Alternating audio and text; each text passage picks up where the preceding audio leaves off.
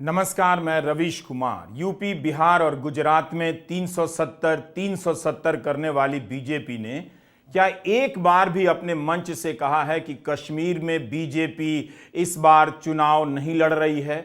जिस कश्मीर घाटी को लेकर मोदी, योगी, शाह पूरे देश में चुनावी भाषण दे रहे हैं, उसी कश्मीर में इन तीनों की पार्टी चुनाव नहीं लड़ रही है। कश्मीर के मतदाताओं के बीच जाकर अपने विकास के काम गिनाकर वोट मांगने की ये हिम्मत नहीं जुटा पाए। आखिर क्यों बीजेपी कश्मीर के चुनावी मैदान से भाग खड़ी हुई? हम आज के वीडियो में इस पर बात करेंगे। लेकिन मेरी एक थ्योरी रही है कि धर्म के अलावा धारा 370 की राजनीति ने हिंदी प्रदेश की चेतना का गुड़ गोबर कर दिया है। इसे लेकर युवाओं में इतना झूठ उनके भीतर बिठा दिया गया है कि अब संभव नहीं है कि वे सही तथ्य बताने पर समझ पाएंगे। उन्हें केवल कश्मीर का नाम लेते ही ताली बजाना आता है। बीते 10 सालों में उन्हें यही ताली बजाना सिखाया गया है। क्या आपको यह बात हैरान नहीं करती है कि जो बीजेपी धारा 370 हटाने को अपना सबसे बड़ा काम बताती है, वही बीजेपी कश्मीर से चुनाव नहीं लड़ रही? श्रीनगर, बारामूला और अनंतनाग राजौरी लोकसभा क्षेत्रों में बीजेपी के कार्यकर्ताओं को अपना झंडा लेकर घूमने का मौका नहीं मिलेगा। यहां पीडीपी और नेशनल कॉन्फ्रेंस में मुकाबला है, लेकिन बीजेपी मैदान में नहीं। 2019 में बीजेपी यहां से चुनाव लड़ी थी, लेकिन 2024 में मैदान छोड़कर भाग गई है। 2019 के बाद से बीजेपी के कई नेताओं की यहां हत्या भी हुई, लेकिन अब उनकी पार्टी के बड़े नेता इतनी हिम्मत नहीं जुटा सके कि कश्मीर में चुनाव लड़ते, अपने कार्यकर्ताओं का मनोबल बढ़ाते। अगस्त 2021 की वायर की रिपोर्ट है। अनुच्छेद 370 के निरस्त किए जाने के 2 साल बाद की इस रिपोर्ट को देखिए। 2 साल के भीतर जम्मू और कश्मीर में बीजेपी के 23 नेता और कार्यकर्ताओं की हत्या कर दी गई। ये जानकारी बीजेपी के प्रवक्ता अल्ताफ ठाकुर ने खुद ही दी थी। इस खबर के बाद हमने काफी कुछ खोजा, मगर बीजेपी कार्यकर्ताओं पर हमलों को लेकर क्या कदम उठाए गए, हमलों में कमी आई या नहीं, इसकी जानकारी हमें नहीं मिली। कश्मीर की सीटों पर नहीं लड़ना बता रहा है कि मैदान छोड़कर भागने में बीजेपी का जवाब नहीं। अपनी पार्टी डेमोक्रेटिक प्रोग्रेसिव आजाद पार्टी पीपुल्स कॉन्फ्रेंस भी चुनाव लड़ रही है। चर्चा चलती रहती है कि इनमें से किसी से घोषित समझौता होगा तो किसी से अघोषित। गृहमंत्री अमित शाह ने कश्मीरियों से अपील की, अपने लिए वोट मांगने की अपील नहीं की। अपील यह की कि कश्मीरी कांग्रेस, नेशनल कॉन्फ्रेंस और पीडीपी को छोड़कर किसी भी दल को सपोर्ट करें। 21 अप्रैल के इंडियन एक्सप्रेस की खबर के अनुसार बीजेपी ने कहा था कि वह घाटी में राष्ट्रवादी दलों को सपोर्ट कर रही है ना कमाल की दलील? खुद को राष्ट्रवादी कहने वाली पार्टी कश्मीर में चुनाव नहीं लड़ रही और कह रही कि वहां के राष्ट्रवादी दलों को सपोर्ट कर रही है। क्या आपने चुनावी मैदान से भागने वाली ऐसी राष्ट्रवादी पार्टी देखी है? जम्मू कश्मीर की 6 सीटों के लिए कांग्रेस और नेशनल कॉन्फ्रेंस का गठबंधन बना है। दोनों का साझा उम्मीदवार अनंतनाग, श्रीनगर और बारामूला से खड़ा है। उमर अब्दुल्ला और सलमान खुर्शीद ने साझा प्रेस कॉन्फ्रेंस में इसकी घोषणा की थी। तीनों सीटों पर नेशनल कॉन्फ्रेंस के ही उम्मीदवार हैं, कांग्रेस के नहीं। आज उमर अब्दुल्ला ने बारामूला से अपना पर्चा भर दिया है। खराब मौसम के चलते कश्मीर में 5 चरणों में चुनाव हो रहे हैं। अनंतनाग राजौरी में चुनाव की तारीख बदल दी गई। पहले यहां 7 मई को चुनाव होने थे, अब 25 मई को मतदान होगा।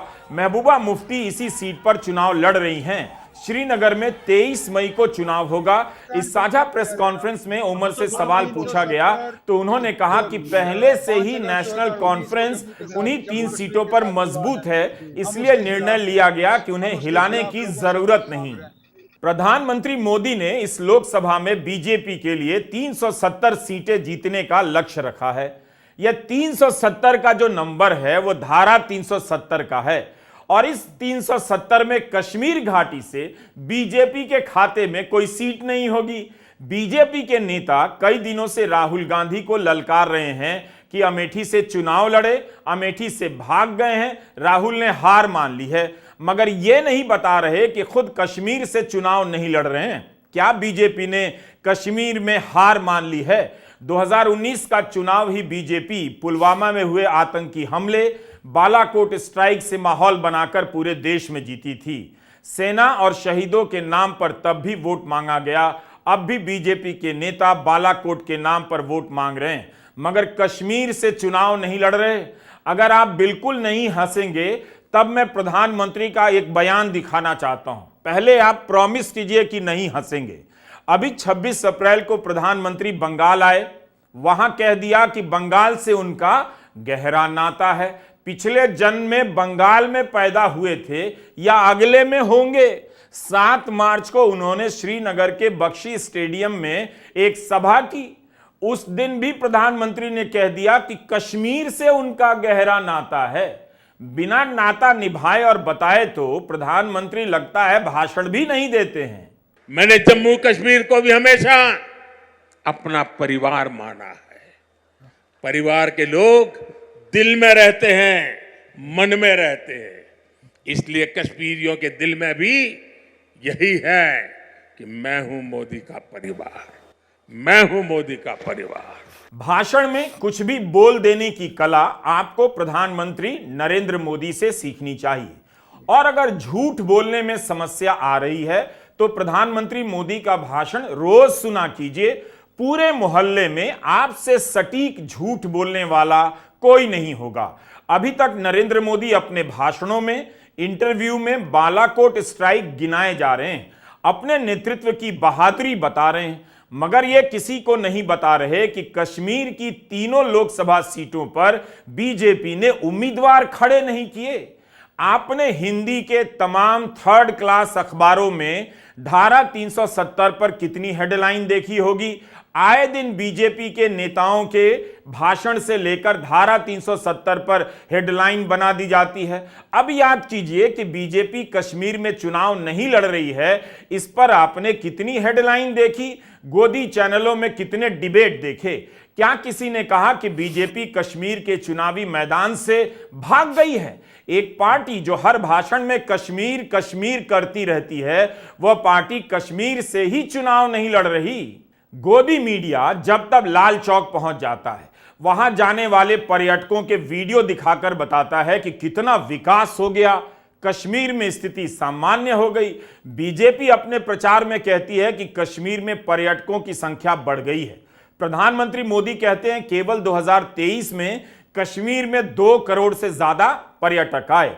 अब आप बताइए, देश भर से 2 करोड़ लोग कश्मीर घूमने जा सकते हैं, मगर बीजेपी कश्मीर घाटी की तीनों लोकसभा सीटों से चुनाव नहीं लड़ सकती है, मैदान छोड़कर भाग गई। क्या आपको यह बात मामूली लगती है? इस बात का भी ध्यान रखिएगा कि किसी जगह पर पर्यटक जाने लगे हैं, इसका मतलब यह नहीं कि वहां सब कुछ सामान्य हो गया है। अगर कश्मीर में इतना विकास बीजेपी ने कर दिया है, नरेंद्र मोदी ने कर दिया है, तब वहां चुनाव क्यों नहीं लड़ने गई?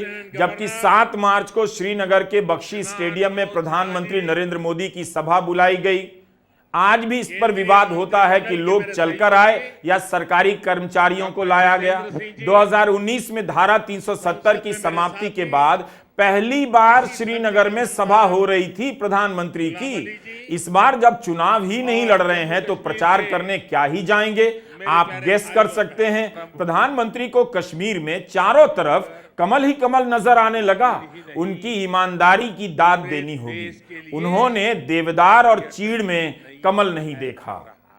50 साल पहले बने जम्मू कश्मीर क्रिकेट एसोसिएशन के लोगों में भी कमल है। ये सुखद संयोग है या कुदरत का कोई इशारा कि बीजेपी का चिन्ह भी कमल है और कमल के साथ तो जम्मू कश्मीर का गहरा नाता है। इतना गहरा नाता था तो बीजेपी को कश्मीर की तीनों सीटों से लड़ना था। कश्मीर वाले भी जान जाते कि नाता कितना गहरा है, उन्हें भी नाता दिखाने का मौका तो मिलना चाहिए था। लेकिन सिंपल शब्दों में कहें तो 2024 के चुनाव में बीजेपी और नरेंद्र मोदी कश्मीर घाटी के चुनावी मैदान से भाग गए हैं। अगस्त 2019 में धारा 370 हटाई गई। कश्मीर को लंबे समय तक के लिए सूचना विहीन कर दिया गया। इंटरनेट बंद रहा, 18 महीने तक 4G बंद रहा, अखबार बंद हो गए। कश्मीर के लोग अपनी राय जाहिर नहीं कर सके, तब बीजेपी ने देश भर को बताया कि कश्मीर में भ्रष्टाचार फैल गया था, वहां के लोग अपने नेताओं से परेशान हो गए थे, इसलिए विधानसभा समाप्त कर दी और लोग खुश हो गए। अगर यही बात है तब बीजेपी क्यों नहीं गई पीडीपी और नेशनल कॉन्फ्रेंस के खिलाफ चुनाव लड़ने? गोदी मीडिया इस पर कितना डिबेट कर रहा है और कश्मीर के नेताओं को भ्रष्ट बताने में कितना डिबेट किया करता था, क्योंकि उसे हिंदी प्रदेश के लड़कों को सांप्रदायिक बनाना था, कश्मीर को लेकर उनमें नफरत भरनी थी। अब गोदी मीडिया का काम हो चुका है, बीजेपी कश्मीर से भाग गई है, इसलिए गोदी मीडिया इस पर डिबेट नहीं कर रहा होगा। कश्मीर में 10 साल से विधानसभा चुनाव नहीं हुए हैं। जब राहुल गांधी कन्याकुमारी से पैदल चलकर कश्मीर पहुंचे तो बीजेपी ने कितना हंगामा किया। लाल चौक पर राहुल के पहुंचने का क्रेडिट भी बीजेपी मोदी जी को देने लगी, लेकिन यह तस्वीर कुछ और कह रही थी उस वक्त भी इस वक्त भी। जिस लाल चौक से बीजेपी ने अपने एक राजनीतिक मुद्दे की शुरुआत की, वहां बीजेपी अपने निशान पर वोट मांगने का इस बार हिम्मत नहीं जुटा सकी है और उसी लाल चौक पर राहुल गांधी तिरंगा लहराकर लौट आए हैं। लाल चौक पर मोदी के कटआउट लगा दिए गए हैं ताकि लोग सेल्फी तो ले सकें। वहां होने और दिखने का अगर इतना ही सपना देखते हैं तो घाटी की तीनों सीटों में से किसी एक सीट पर तो बीजेपी को लड़ना चाहिए था। बीजेपी गजब की पार्टी है, जिस राज्य में विधानसभा चुनाव नहीं करा सकी वहां पंचायत चुनाव कराने का श्रेय लेने लगी। कश्मीर में विकास कराने, सुरक्षा व्यवस्था बेहतरीन करने के दावों की पोल उस समय खुल गई जब चुनाव आयोग ने कह दिया इस समय विधानसभा का चुनाव नहीं हो सकता क्योंकि वहां सुरक्षा व्यवस्था खराब है। लेकिन लोकसभा के बाद विधानसभा चुनाव कराना आयोग की पहली प्राथमिकता होगी।